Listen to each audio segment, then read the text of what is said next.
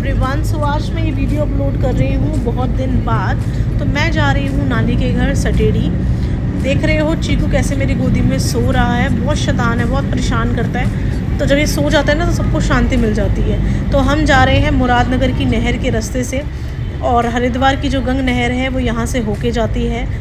और वहाँ हम जा क्यों रहे हैं, बेसिकली भाई के लड़का हुआ था तो उसके छठी वगैरह का प्रोग्राम था।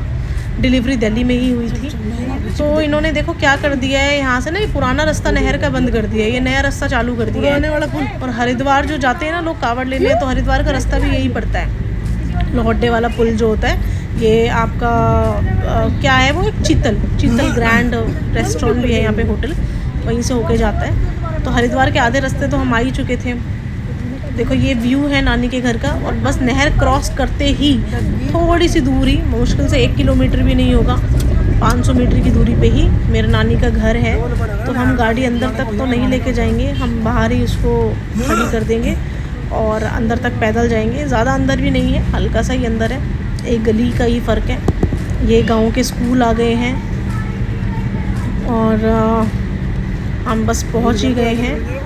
ये अब हम यहाँ पे गाड़ी खड़ी कर देंगे राइट में दूसरी नानी के घेर में। तो वहाँ जाके मैंने एक रील बनाई, मैंने सास की गाड़ी भी सिखा दी। सास भी कहती है ये नहीं छोड़ेगी। तो वहाँ हमने रील बनाई।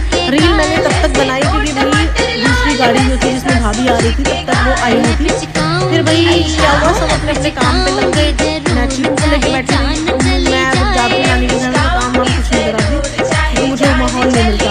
फिर बच्चे बैलून फुला रहे थे, मुझे फूल नहीं रहे थे, फोड़े जा रहे थे, तो बैलून से मैंने फुलाए। तो ये जी देखो दूसरी गाड़ी भी आ गई है, ये हमारी भाभी है। भाभी ने बच्चे को लिया हुआ है। ये बहन है मेरी अंजलि, और अभी जिसकी डिलीवरी हुई थी वो भाभी भी आने वाली है, वो आ गई है। ये इनकी सास है, मतलब मेरी मासी। और ये साइड में जो लड़की है गोदी में, ये भाभी की पहली लड़की है। तो अभी जस्ट इनका गृह प्रवेश हम कराएंगे। हमने बैलून वगैरह से थोड़ा सा घर सजा लिया था, आरती वारती सब की थी। और जब मेरा लड़का हुआ था तो वही मेरे ससुराल वालों ने तो एक बैलून तक भी नहीं लगाया था, पता नहीं खुश नहीं थे क्या। बैलून, आरती तो दूर की बात है, बैलून तक नहीं लगाया कोई रिश्ता। हम तो देखो, हम तो ऐसा रिश्तेदार है, दिल्ली से यूपी पहुंच गए। और मेरे बेटे के टाइम पे तो दिल्ली के रिश्तेदार भी दिल्ली में नहीं आया गया उनसे। चलो छोड़ो। देखो ये छोटे से बेबी का हमने टीका कर दिया है।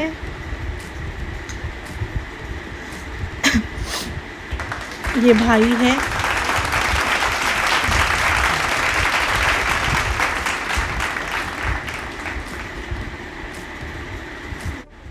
मेरी बहन ने तो आरती में इतना टाइम ले लिया, कभी यूं कर रही, कभी यूं कर रही, कभी यूं कर रही। देखो सही तरीका देख लो आरती का, चावल ऐसे ऐसे करके करते हैं। ये आरती कर रही है, पूरा प्रोसेस देख लो, कैसे कैसे आरती कर रही है, सीख लो इससे।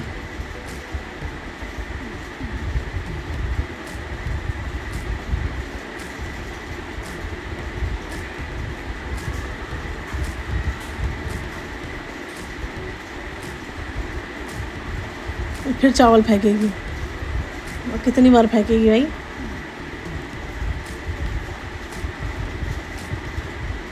कितनी कंजूसी कर रही है, थोड़ा सा खिला रही है।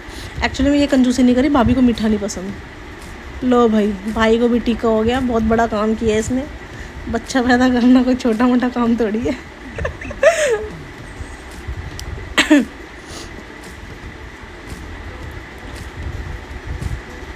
चलो भाई अंदर चलते हैं अब। ये मैंने बोला था इसको हल्का सा चटाई सकते हैं, तो हल्का सा जैसे रस चटा दिया था उसको। अब हम चल रहे हैं घर के अंदर। शाम को मैं दिखाऊंगी आपको कि रस्में कैसी कैसी होती हैं। हमारे राजपूतों में ना यार बहुत रस्में होती हैं। छठी होती है, छठी का फंक्शन होता है। फिर उसके बाद 11वें दिन हूम होती है, हूम में हवन होता है, जिसको लोग नामकरण बोलते हैं। पंडित नाम निकालता है, मतलब नाम निकालता नहीं है, अक्षर बता देता है कि इस पर रख लेना। नाम उस दिन फाइनल नहीं होता, वो तो माँ बाप के ऊपर है, वो कब रखना चाहते हैं कैसे। 11वें दिन हूम होती है। फिर 1.5 महीने बाद या 1 महीने बाद कुआं पूजन का फंक्शन होता है। उसके 4 दिन पहले से गीत गुआने शुरू हो जाते हैं घर में। तो भाई हम सारी टोलियाँ दिल्ली वाली अंदर आ चुकी हैं। भाई फिर रक्षाबंधन भी मैंने मना ली, क्योंकि मैं तो वापस घर जा रही थी दिल्ली, तो मेरे से तो गर्मी बर्दाश्त नहीं हो रही थी, तो मैं तो वापस घर जा रही थी। तो उससे पहले फिर मैंने सोचा कि भाई मैं राखी बांधूँ, जो भाई वहाँ पे इकट्ठे हो रखे हैं। तो मैंने भाई अपने भाइयों को राखी बांधी। वैसे तो रक्षाबंधन का मौका मिलता नहीं, क्योंकि सब भाई अपने अपने घर रहते हैं, ना हमें जाने का टाइम मिलता है ना उनको आने का टाइम मिलता है। तो ये मेरा सबसे लाडला, सबसे बढ़िया, जो सबसे मेरे दिल के जो करीब है वो भाई है, मेरा काके भाई, जिसका टूर एंड ट्रैवल का बिज़नेस है। किसी को भी अगर कहीं पे जाना हो ना तो भाई बुकिंग करा सकते हैं अफोर्डेबल प्राइसेस में। ये हर जगह का ट्रिप करता है, इसको ट्रैवल इंडस्ट्री का बहुत एक्सपीरियंस है। पहले ये टूरिज़्म की गाड़ियाँ खुद लेके जाता था, फिर अब इसने खुद का उसका बिज़नेस ही कर लिया, और इसका एक दूसरा बिज़नेस भी है। तो सबसे लाडला भाई मेरा ये है, जिसे कहते हैं मेरी बैकबोन। मेरा भाई हमेशा, ऐसा नहीं खाली मेरे लिए, सारी बहनों का लाडला है। हम सबके बैक सपोर्ट में ऐसा खड़ा रहता है ना कि इसके होना ही हमारे लिए बहुत बड़ी बात होती है।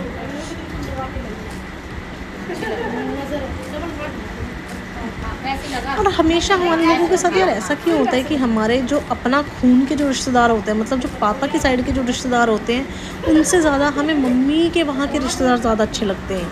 वहाँ के भाई बहन मासी वगैरह वो ज़्यादा अच्छी होते हैं। वो एक्चुअली कहते हैं निस्वार्थ भाव से प्रेम करते हैं, मन में कोई छल कपट जेलस कुछ भी नहीं होता। और जो यहाँ फादर के साइड के जो रिश्तेदार होते हैं, ताऊ चाचा इनके बच्चे, ये सब पता नहीं अपने धुन में मस्त रहते हैं, इतने मतलब हीन भावना जलत, पता नहीं क्यों ऐसा होता है। ये मैंने बहुत नोट किया, और ये हमारे में नहीं, ऑलमोस्ट सबके में ये होता है। मम्मी के रिश्तेदार अच्छे होते हैं, लेकिन जो फादर की साइड के होते हैं ना, वो अंदर ही अंदर, मतलब ये होता है ना, दिखाने के ढोल कुछ और खाने के दांत कुछ और, तो वो चीज़ें होती हैं। तो मैंने आज अपने दूसरे भाई को भी राखी बांध रही हूँ, और मैंने अपने रियल ब्रदर को बल्कि अगले दिन रक्षाबंधन वाले दिन बांधी थी। वो भी ये रात को लेट आए थे, तो मेरा सारा मूड ख़राब हो गया था इस वजह से। तो मैंने अपने इस भाई को भी राखी बांध दी है, दीपक को। ये यहीं रहता है गाँव में। भाई मेरे को गांठ मारनी नहीं आती, तो मेरे को ना मेरा बड़ा दिमाग ख़राब होता है, मेरे से गांठ ही नहीं लगती है, तो मैं डबल गांठ मार देती हूँ। वैसे तो मैंने ये राखी जो है ये शाम को बांधी थी। दिन में फंक्शंस हुए थे कुछ, और शाम को एक फ़ंक्शन होना था, तो मैं उस टाइम पे थी नहीं, मैं चली गई थी। तो कोई बात नहीं, वो फंक्शन मिस हो गए हैं, वो वीडियो में नहीं रहेंगे। तो ये मैंने भाभी को राखी बांधी। फिर जो नन्हा सा कन्हैया हमारे घर में आया है, उसको फिर मैंने राखी बांधी। राखी बेसिकली मैं ना ये खाटू श्याम से लाई थी, ये धागा मंदिर के वहाँ का। तो मैंने सबको ना ये बांधा था, क्योंकि भगवान के दरबार का था, शुभ भी था, अच्छा भी था, और दिखने में भी काफ़ी अच्छा था। तो छोटे से कन्हैया को भी हमने राखी बांधी है।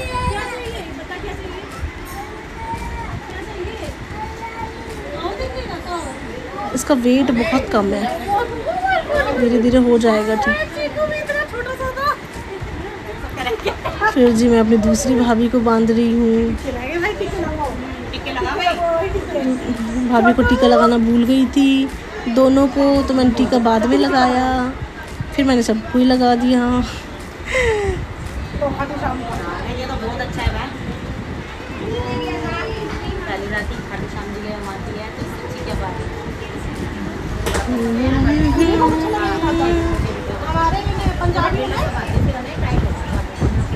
बताओ, एक तो मेरे से गांठ ही नहीं लगती है, इतनी बड़ी हो गई मैं, गांठ मारनी नहीं आती है। सॉरी, गांठ मारनी कह रही हूँ मैं।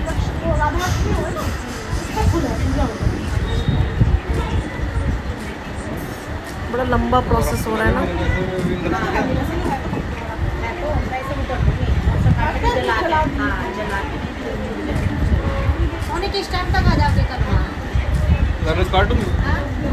अब ये देखो जी, रस्में शुरू हो गई हैं। जब जच्चा घर आती है तो ऐसे एक तरफ सूरज बनता है, एक तरफ ये बनता है स्वास्तिक। मैं इसको सत्य बोलती हूँ शुरू से, स्वास्तिक को सत्य बनता है। और इसमें ऐसे ये मेरे ख्याल से पता नहीं क्या ईख है या क्या है, ये लगता है। और सूरज में एक कमरे के सिक्का भी लगता है बीच में। अब अब ये लगाएंगे। तो दरवाजे के बाहर ये लगता है, ऊपर नीम के पत्ते टांगे जाते हैं और बाहर तसले में आग जलाई जाती है। आग मतलब जो उपले होते हैं, उपले की आग जलाई जाती है, जिससे कि बाहर की ऊपरी हवा अंदर नहीं जाती। तो ये पहला प्रोसेस है। उसके बाद जब छठी का फंक्शन होता है तो गीत गाए जाते हैं पहले, और जब गीत गाए जाते हैं तो ऐसे थाली में जितनी भी लेडीज़ आती है गीतों के लिए, वो अनाज लेके आती है अपने घर से, अनाज या फिर आटा, वो यहाँ पूजता है। ठीक है, ऐसे सारी लेडीज़ आ रही हैं, वो अनाज डाल रही हैं, और यहाँ सत्तियों के आगे मतलब स्वास्तिक के आगे जो ननंद होती है उसके सूट और पैसे रखे जाते हैं छन्नी में। ठीक है, ये उनको देने होते हैं, और ये सूट किसी और को नहीं देना होता, ये सूट वो ननंद पहनती है। तो और ये मैंडेटरी होता है। तो इसीलिए जिसके भी घर में फंक्शन होता है सूट में कंजूसी ना करें, अच्छा सूट रखें, क्योंकि ये किसी को देने लेने के लिए नहीं होता, ये पहनना होता है लड़की को। तो अगर आपके घर में ननंद नहीं है और आप किसी और को रिश्तेदारी में आपको देना है, तब भी आप ढंग का दें, फॉर्मेलिटी के लिए बेकार सूट ना दें, क्योंकि वो बेचारी किसी को दे भी नहीं सकती और वो ऐसा पहन भी नहीं सकती, तो यहाँ प्रॉब्लम क्रिएट हो जाती है। तो यहाँ पे जी अनाज और ये इकट्ठा जो होता है ना, ये फिर उसको देना होता है, जो ननंद होती है ना, ये उसको देना होता है, उसका यूज़ होता है। तो ये सारा हो रहा है। आगे रूम के बाहर इस तरीके से आटे से ये बनाया जाता है। मम्मी, ये जो कमरे के बाहर ये बनाया था आटे से, तो इसको क्या बोलते हैं? चौक पूर्णा। तो ये बनता है, इसके ऊपर पटरी रखी जाती है और पटरी के ऊपर जच्चा को बैठाया जाता है बेटे के साथ। तो जी यहाँ पे गीतें शुरू हो गए हैं। तो देखो सारे गीत गा रही हैं, आधी लेडीज़ आ गई हैं, आधी आने वाली हैं। तो इस टाइप से गीत छठी के टाइम पे दिलवाए जाते हैं और शाम को बनते हैं दाल चावल। हमारे में दाल चावल बनते हैं, मासी औरों के दाल चावल और कढ़ी चावल बने थे। मतलब इस दिन रोटी नहीं बनती, रोटी सिर्फ पूजने की बनती है 11, और बनते चावल हैं, दाल चावल। तो आधी लेडीज़ आ गई है, आधी अभी बाकी है। सब अनाज और आटा लेके आएंगी बहन के लिए। मेरा तो यार बहुत सारा अनाज और आटा इकट्ठा हो जाएगा आज। तो ये प्रोसेस होता है, और छठी से पहले होता है ये प्रोसेस, छठी का बाद में होता है। और उस टाइम पे तो मैं थी ही नहीं जब पूजा वूजा था, तो इस टाइम पे थी। ये हमने पटरी लगा दी है यहाँ पे। अब भाभी आएगी, इसके ऊपर बैठेगी, फिर एक दो चीज़ें ये लोग और करेंगे। बने रहो वीडियो ब्लॉग के साथ, एंड तक देखते रहना कि राजपूतों में रस्में कैसी होती है। पूरी नहीं दिखा पाऊँगी क्योंकि मैं चली गई थी, थोड़ी बहुत तो लेकिन दिखा ही सकती हूँ। तो जितनी है उतनी मैं आपको दिखा रही हूँ। गीतों का एंजॉयमेंट लो, गाँव में कैसे कैसे गीत गाए जाते हैं।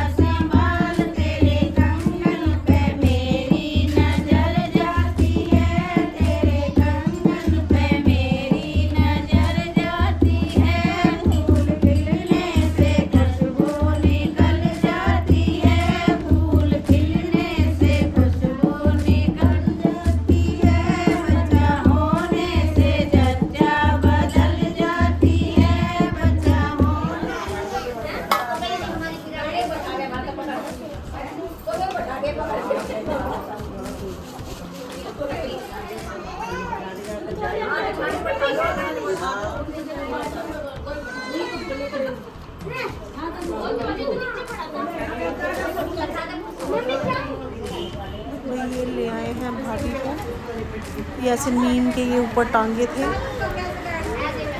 और ये अब इनको इसके ऊपर बिठाएंगे। बच्चा गोदी में होगा तो इसमें सास एक रस्म करती है, तो वो रस्म होगी। छठी में बेसिकली पता क्या होता है, जिस कमरे में जच्चा रहती है ना, तो उस कमरे में बेमाता को बनाया जाता है गोबर से। बेमाता होती है जो बच्चों को ग्रोथ करवाती है, उसको हंसी दिलवाती है। तो वो कमरे में जहाँ जच्चा लेटती है खाट पे ही लटाया जाता है हमारे में बेसिकली।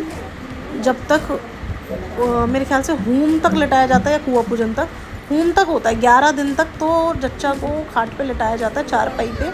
उसके बाद उसको बेड पे शिफ्ट करते हैं जब उसकी हूम हो जाती है, मतलब हवन हो जाता है। हवन बेसिकली होता है शुद्धि के लिए, उसमें नए कपड़े पहनने होते हैं। हस्बैंड, वाइफ, बच्चा, घर में मतलब जो भी सदस्य हों जो हवन पे हों, सबको उस टाइम पे नए कपड़े पहनने पड़ते हैं उस घर के जिसके अंदर वो जच्चा होती है। और जब घर में बच्चा होता है तो घर में पूजा नहीं होती जब तक हूम नहीं हो जाती। मतलब घर में आप जोत बत्ती नहीं कर सकते जब तक 11वें दिन आपके घर में हवन नहीं हो जाता शुद्धि के लिए। तब तक उस घर से जुड़ा जो ख़ानदान है पूरे ख़ानदान में पूजा नहीं होती है, और वो करते भी हैं तो उनकी पूजा लगती नहीं है। तो घर में जोत बत्ती नहीं होती तब तक ये एक रस्म है, कुछ जो सास कर रही है चावल से, तो ये होती है। तो ये सब था दिन का काम, ये दिन में होती है ये रस्में। फिर ढोल वोल बजते हैं, उसके बाद शाम को छठी पूजती है। तो जो ये प्रोसेस था चांद और स्वास्तिक बनाने का, ये मेरे ख्याल से उसने किया था, क्या बोलते हैं यार, चूड़ी करती है। और जो बेमाता बनती है वो कुम्हारी करती है। तो इस टाइप से होता है, या फिर शायद अपोजिट है, बेमाता चूड़ी बनाती है और ये जो चांद और सूरज और ये था ये कुम्हारी करती है। हमारे में भी ऐसे ही होता है, कौन किसको करता है इतना मैं तो थोड़ा कंफ्यूज हूँ मैं, बट करती यही है। एक रस्म चूड़ी करती है, एक कुम्हारी करती है। जो भी उस गांव के कुम्हार होते होंगे और जो भी चूड़े होते होंगे वो इस रस्म को करते हैं, वो उनकी लेडीज़ ही बनाती है इसको। तो फिर ये नेग लेती हैं अपना, तो वो रस्म हो गई है। अभी गीत वाली जाने वाली है। फिर शाम को वो जच्चा जब नहाए धोएगी, शुद्ध होएगी, मेरे ख्याल से दोबारा नहाना पड़ता है, तो फिर वो बेमाता वगैरह बनेगी। ये मासी मेरा दूध निकाल रही है। अब गांव वालों का ये बड़ा है, इनका दूध के सब टाइम फिक्स होते हैं। तो मैं उसके बाद थी नहीं किसी में, तो भाई मैं चल रही हूँ घर के लिए। अब बीच में बन गया हरिद्वार का प्रोग्राम, तो जी दिल्ली तो जाएंगे अगले दिन, अब जा रहे हैं हरिद्वार। आपको देखो घर बैठे बैठे मैं हर की पौड़ी के दर्शन भी करा दूँगी। तो होप आपने एंजॉय किया होगा, रस्में देखी होंगी कैसे कैसे होती है। तो अब हम चल रहे हैं हरिद्वार, और सीरियसली बहुत अच्छा लगा क्योंकि मौसम बहुत सेक्सी था वहाँ पे। वैसे तो इतनी गर्मी थी, खतौली साइड भी, दिल्ली में भी इतनी सड़ी गर्मी कि पूछो मत, बट यहाँ मौसम बढ़िया था। हमने काफ़ी एंजॉय किया, फैमिली मेम्बर्स ही थे, और हम जी निकले थे मेरे ख्याल से 6 बजे के करीब हम निकले थे, और हम हरिद्वार पहुँच गए थे 8:30 बजे। तो आधे रास्ते तो हम थे। ये थी सावन के आखिरी सोमवार वाले दिन हरिद्वार के दर्शन। जय भोले बाबा की। ये है व्यू, कितना प्रिटी है। मैं तो हरिद्वार बचपन में ही गई थी।